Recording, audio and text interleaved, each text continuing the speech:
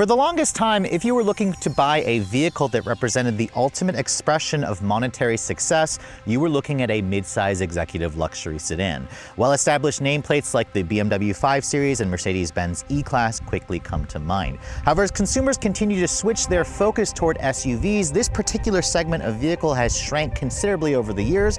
However, thankfully, Genesis continues to play in this space with the 2025 Genesis G80. If you guys know, the G80 actually started life as the Hyundai Genesis, essentially launching the luxury brand for parent company Hyundai. And for 2025, the G80 gets its first round of updates, representing again its second, technically third generation of the G80. As you can see, it gets updated styling in the front and the rear. And on the inside, it gets a brand new interior with a massive upgrade in technology with a big 27-inch high-resolution display. Now, as you can see this week, Genesis has loaned us basically the top sportiest version, this G80 3.5T Sport Prestige, painted in this beautiful shade of Vatna gray. And the big question I went answered: for those of you who prefer a more traditional mid-size luxury sedan to drive around as your daily driver, has Genesis made enough changes to the G80 to keep this model competitive? Stay tuned to find out.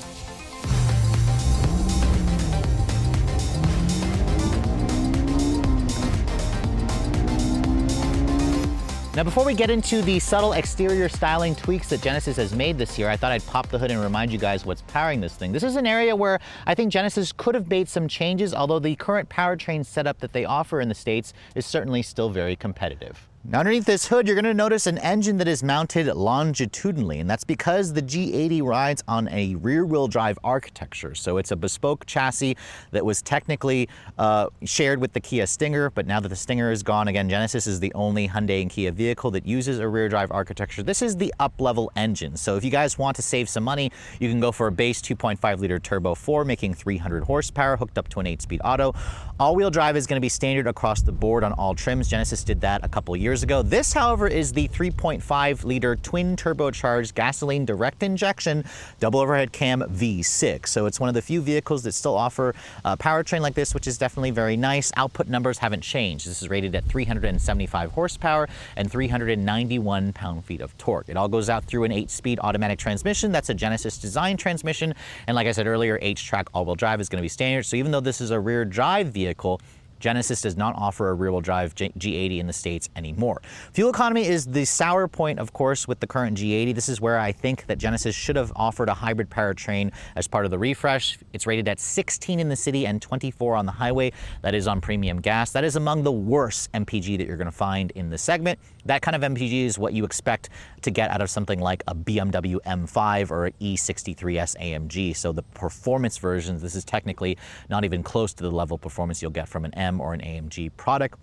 It has a 19.3 gallon fuel tank. You'll get around 350 to 380-ish miles of range on a full tank. Genesis claims the 0 to 60 time should be around 5 seconds. We got 4.9 in our last G80 Sport that we tested a couple of years ago. It has a top speed of around 155 miles an hour. And as this car sits, it weighs in at just over 4,600 pounds. So it's heavy, but it's not the heaviest vehicle that you're going to find in the segment. But let's go ahead and close up this hood here and talk about the exterior styling. Now, when this all-new second generation, although technically third generation G80 debuted, it certainly raised the bar in terms of exterior design. I thought it was a really attractive looking vehicle, representing, again, their latest design language with the massive crest grille, the dual line headlights, and for 2025, they basically applied some subtle tweaks. Now, first of all, this color is called Vatna Gray. It was introduced, I believe, last year. It's part of their newer color options. It's that kind of cement Nardo gray. It's a very trendy color. It's very similar to those, but it does have a nice metallic fleck to it, which I really like, especially in the bright sunlight. You can see the headlights have been updated. These are their new micro lens array full LED headlights, so MLA for short. You can see it still has the dual line theme. The individual LEDs make it certainly look a lot more upscale. No LED fog lights. The crest grille also has a different texture in the insert, which has these integrated diamonds in them that flows really nicely with the Genesis grille, of course. I love the hood lines, or the lines along the hood. I don't love the radar sensor there for the adaptive cruise. I think could have been a little bit better integrated. The camera is nicely hidden along with the parking sensors, and then you can see the front fascia just has much more aggressive air intakes. Some of them are functional. Most of them are functional. There are some, looks like closed off openings. That little opening down there is actually functional to create an air curtain over the wheels and the brakes to help cool the brakes off.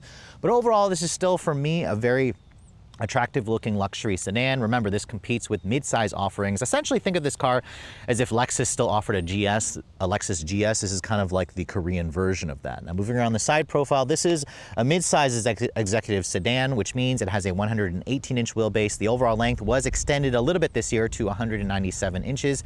It's only like 0.4 inches longer. I believe this vehicle is around 75 inches wide. So this is a little bit shorter than a BMW 5 Series, but a little bit longer than the new Mercedes-Benz E-Class, also a little bit longer than a Cadillac CT5. That's the only American offering still left in the segment. You can see the wheels. This Sport Prestige with the 6-cylinder comes with these really attractive 20-inch alloy wheels with this kind of cool satin nickel finish to it. With the 5-spoke design, there's a little interesting texture in the wheel, which looks good, but it's kind of a pain in the butt to clean. Which we've seen these wheels before on other Genesis products. The brakes measure 14.2 inches. You get the standard monoblock 4-piston calipers, which are painted black with the Genesis script on it. You can see the tire sizes. There are 245 by 40, R20 in the front, a slightly fatter 275 at the rear. So again, showing off its rear drive proportions. I do love how the paint shimmers in the sun. You have the dual line theme here along the fenders with the LED turn signals, which they basically took it from the side mirrors and put it on the fenders. These are also power folding. There's some kind of dark chrome along the vehicle. You can see this trim also comes standard with the panoramic glass roof, which also opens up to vent air, which is nice. And then backing away from this angle, you can really see the long rear wheel drive proportions. This vehicle, even though it's been on the market for a couple of years, continues to turn heads. And I just really appreciate that it's a sedan. It actually almost kind of looks like a liftback. If you guys are, comparing it to an Audi A7, for example, it kind of has a similar shape, a similar sportback shape to it. Now, looking at the rear, you can see the taillights continue on with their dual line theme with a slightly different light signature there. The turn signals you can see are full LEDs along with the brake lights and the reverse lights for the vehicle. The rear bumper has also been redesigned with new reflector housings. The dual exhaust system you can see carries over the Crest theme here.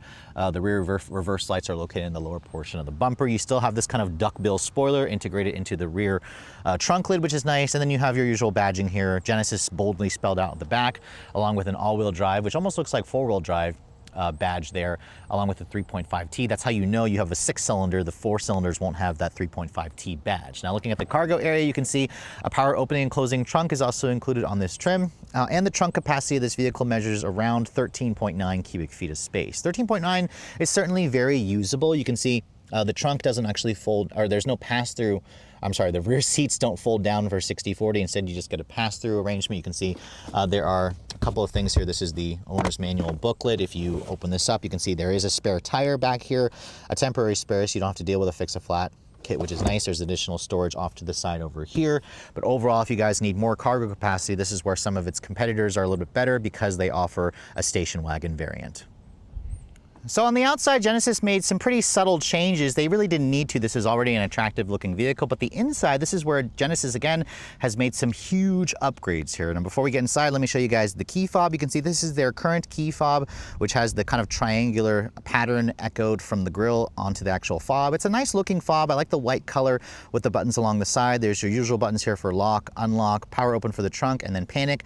On the side here, you can see there's remote start and there's smart park feature where you can move the vehicle forward and back with the fob if you're standing right next to it. Genesis also offers their digital key 2, where you can use your smartphone as a key for those of you who are an owner of the vehicle. Now, as you approach the door handle, you can see it's a traditional door handle. Touch that little area there that locks the door. That also power folds the mirror. Genesis does not offer an auto walkaway lock or unlock feature like some of its rivals, like the BMW 5 Series. If I touch the back of the door handle here, you can see that unlocks the door for you. And opening up the door, you can see my particular test car. I love this color combination of the Vatna gray with the Seville red Napa leather interior. This is the upgraded leather that you get with the Prestige package, obviously. And you can see the leather itself. The seats look fantastic with the quilted perforated leather and the diamond stitching, the contrast piping as well.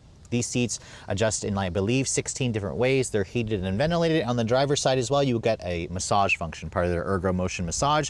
It is unfortunately only on the driver's seat. The passenger seat does not get the massage function. I really wish Genesis would just include that on all vehicles that are equipped with massaging seats. But as you can see, this two-tone red interior also carries over onto the door panels, where this upper portion here has a soft touch injection molded plastic. I do wish that this was more of a stitched leather. There's kind of like a matte carbon fiber trim with aluminum trim here, which looks great. You have an upgraded 18 speaker Bang & Olufsen sound system, which replaces the Lexicon. It sounds just as good, if not better, than the old system. You have a nice padded leather area here, a nice grab handle here, more leather along this portion, and it's also soft touch along the lower portion with additional storage, which is nice. And you can see the new D-cut steering wheel looks good on this Sport Prestige trim. Genesis kind of struggled with an ugly looking steering wheel for years.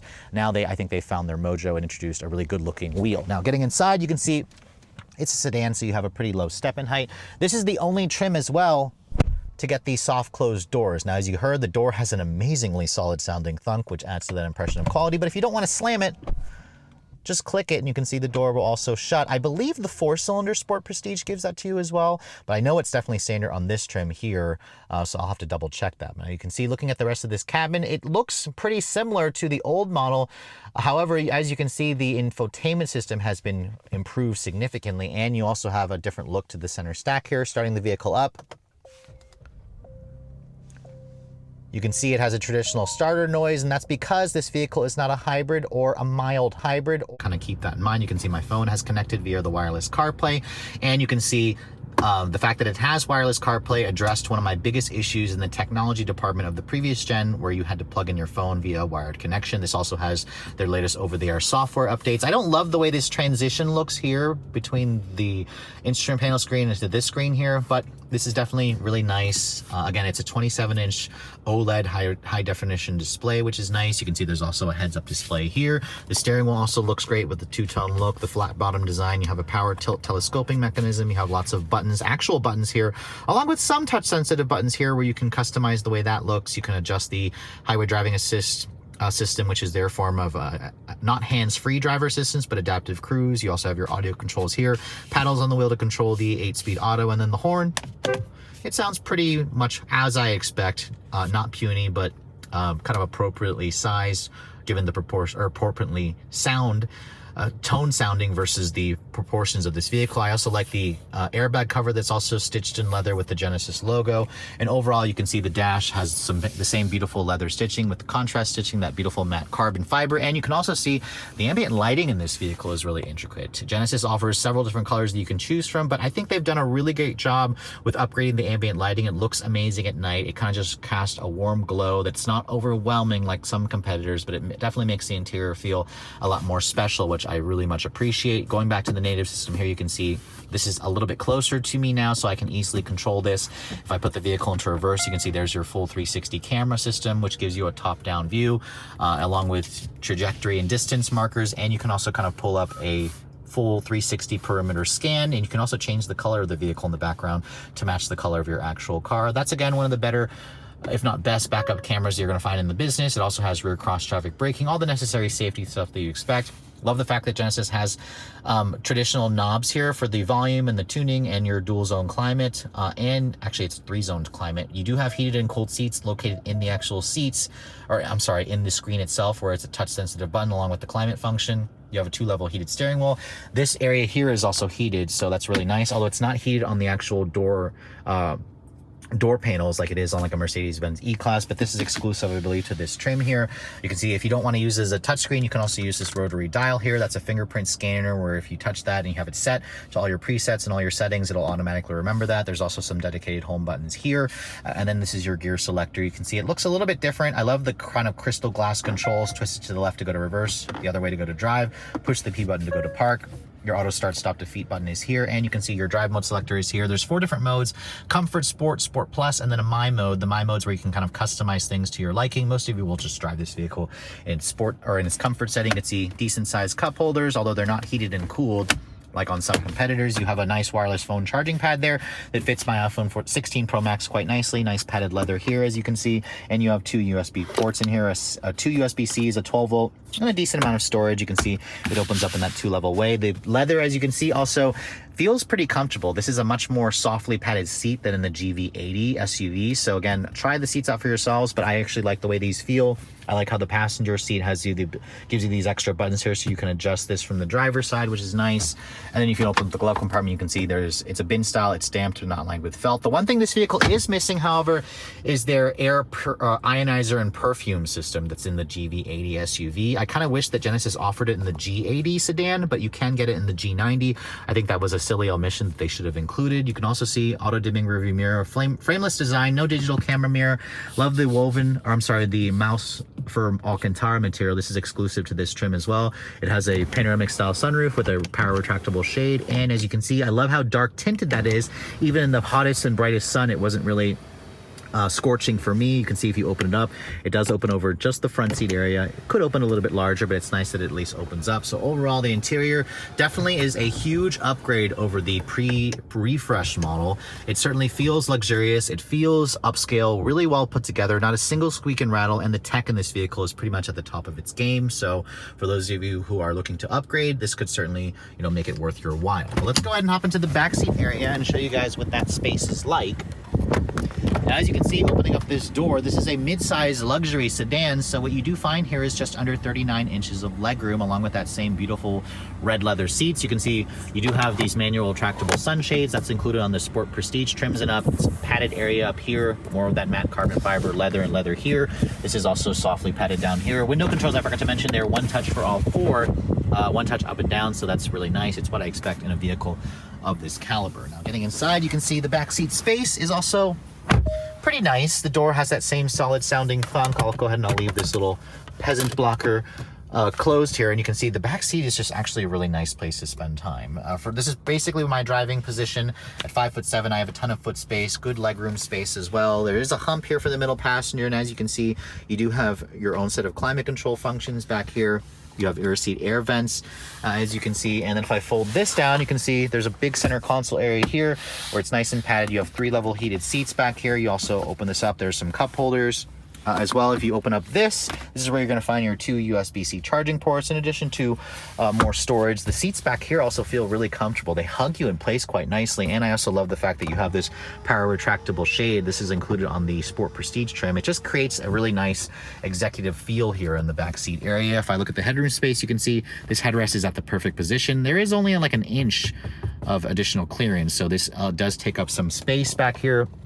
You also have LED map lighting in addition to the grab handles, more of that Alcantara back here. But overall, this is definitely one of the nicer back seats that you're going to find in the segment. The only thing it's missing are cooled seats. I kind of wish it had cooled seats, especially at this price point.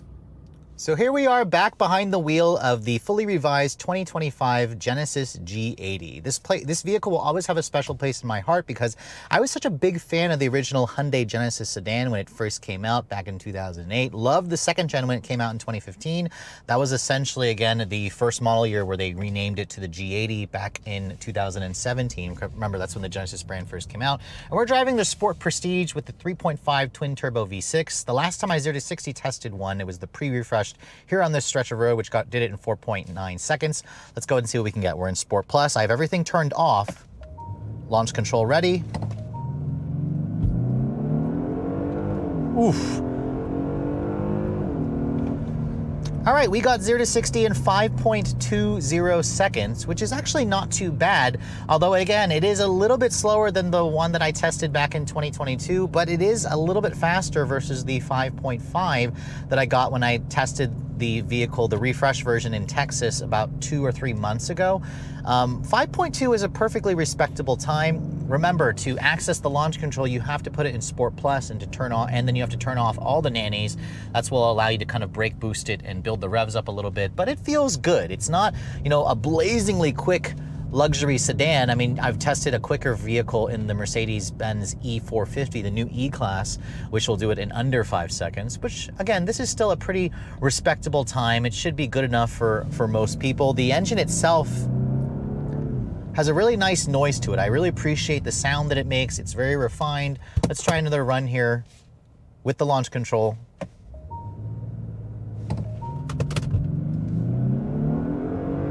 Oof. 5.6 seconds there, so that's with it more going slightly uphill.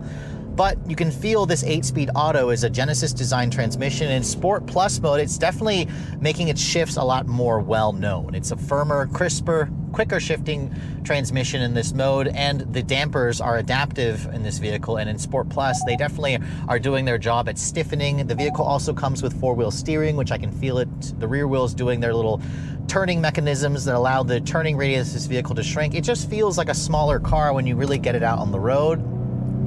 The engine itself also is really nice. I like the sound that the V6 made. I just spent a week with this engine in the GV80, and here in the G80, it's a slightly smaller proposition. It's a little bit lighter, but it still moves this vehicle out with a nice effortless feel. I'm going to be spending a full week with the new E-Supercharged variant in the GV80 Coupe, but I did drive that engine in the G90 a couple years ago, or maybe it was like a year and a half ago. Great engine as well, paired up with a wonderful transmission. So very little complaints about the powertrain. I just wish it was a little bit faster. I mean, sure, like Genesis could do a Magma version, which I saw a Magma version in New York earlier this year. Something pushing along the lines of like 500 horsepower would be fantastic. Now, obviously, I don't ever expect Genesis to do like a fire-breathing BMW M5 or E63S competitor, but something a little bit faster than this, 3.5T Sport would definitely be a nice addition when you look at the, type of clientele that's probably going to be buying a vehicle like this. Now, in terms of the seat comfort,